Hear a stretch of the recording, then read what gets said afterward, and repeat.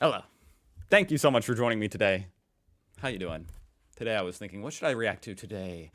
Well, when in doubt, why not react to Britain's greatest treasure? Everybody loves Stephen Fry. And I saw this clip. Had 12 million views. 12 million! That's a lot. Nicole Kidman is blown away by Stephen Fry's intelligence. Sounds fun. By The Graham Norton Show. A small and up-and-coming YouTube channel. Go check them out. Link down below. Let's go. I'm always happy to listen to some Fry. Now, Stephen Fry.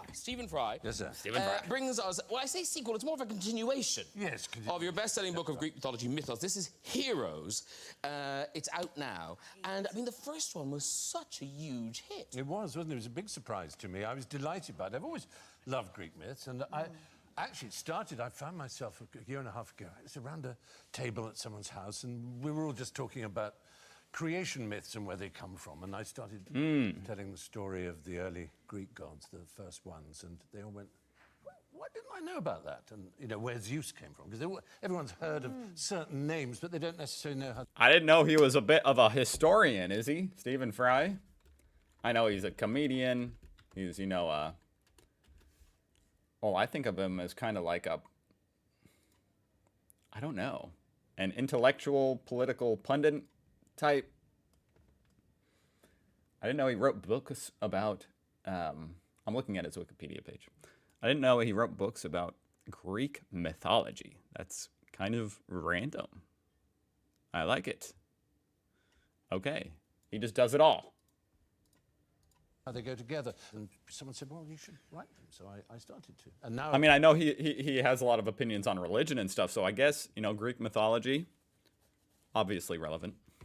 This one is carries on to the heroes. Yes, this is more of the human. Exactly. By this gods. time, as it were, it's getting to be more human, and they're clearing up the world, ridding it of monsters and so on. And because it's written in this very kind of conversational way, all the dialogue is very kind of everyday.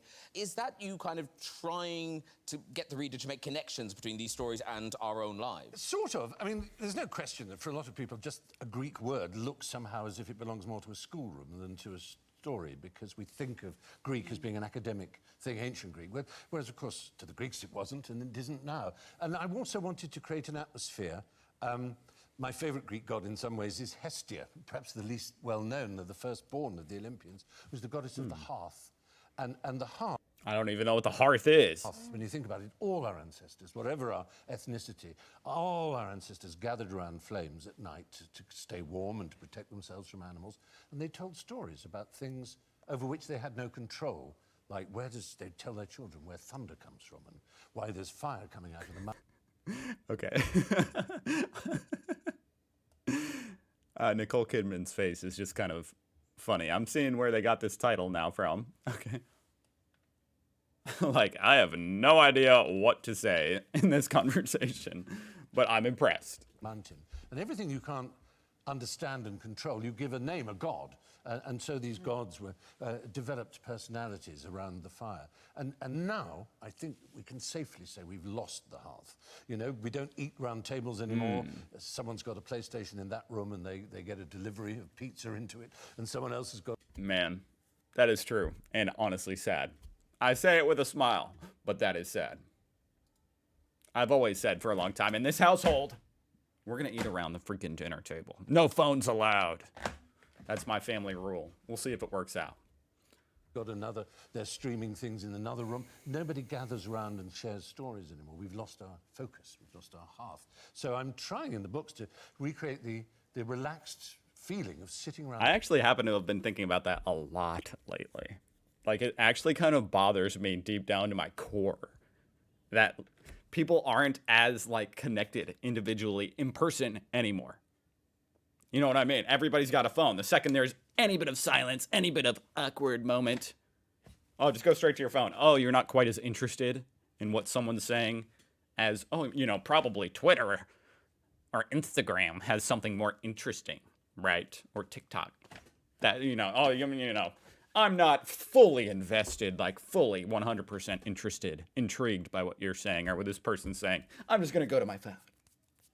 That's pretty much the social landscape of 2024, and it is no joke, pretty dystopian. Anyway, Trying in the books to recreate the relaxed feeling of sitting around a fire, listening to stories, which I think is a primal thing, listening them together. And so that's the purpose. So it's to do with arson. Oh,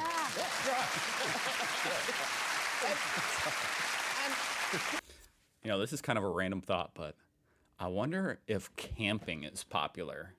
I mean, it's not exactly random. That's pretty much that's pretty much the only time, for the most part, people sit around a fire and talk over here in America, is when you're out camping. You're roughing it.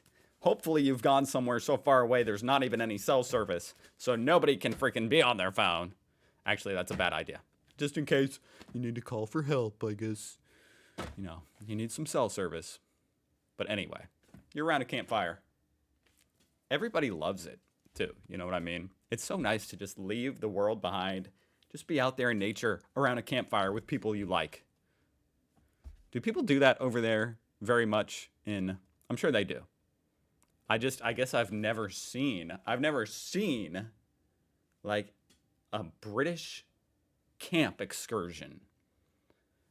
I'm sure it looks just like an American one, but it would be kind of interesting. Obviously, there's lots of gods, lots of heroes, but does Queen Atlanta appear?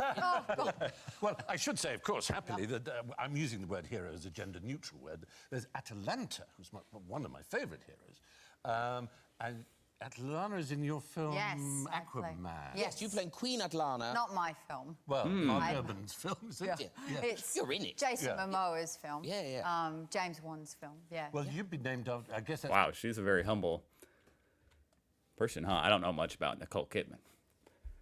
But based on that answer, I like her. You're in it. She's like, it's not my film.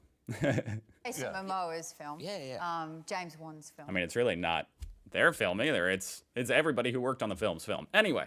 Yeah. Well, you've been named after, I guess that's Atlantis, is it? And, well, Queen Atlanta is Queen of Atlantis. Well, there's a good example of... So that's why they're talking about. Okay. This is making a little bit more sense as to this, this conversation happening with her there and everything. How these things kind of go into our language is that talking. Atlas was a titan who fought in the War of the Titans against the gods, and his punishment, because he was the most severe enemy of Zeus and the Olympians, was to hold up the sky. Yeah. And that image of him bulging like a Bulgarian weightlifter holding up the sky was used by early mappers of the world, and they called those maps atlases after him, the picture of the world. And so it's all connected. So your Atalanti would presumably... That's pretty much the most badass name ever now that I think about it. I don't know why. I'm just saying, if you're having a baby boy, consider the name Atlas. I kind of wish that was my name now. Atlanti, is that her name? Atlanta. Atlanta. There you are. Yes. There you are. Yeah. Be related. Look, we're all like, you're so smart. Oh, in storytelling.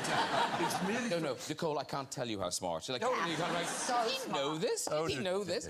But What's your IQ? No, it's reasonable. Okay. No 150. Nothing good. Was IQ invented, or well, that test, like that standardization, over there in Britain? Because I feel like it's a little bit more, I don't know, prominent of a stat. What's that club? What's that IQ club? You know what I'm saying? I'm looking it up. This is going kind of off topic, but anyway, it's that club, Mensa. There it is. Is that a British organization?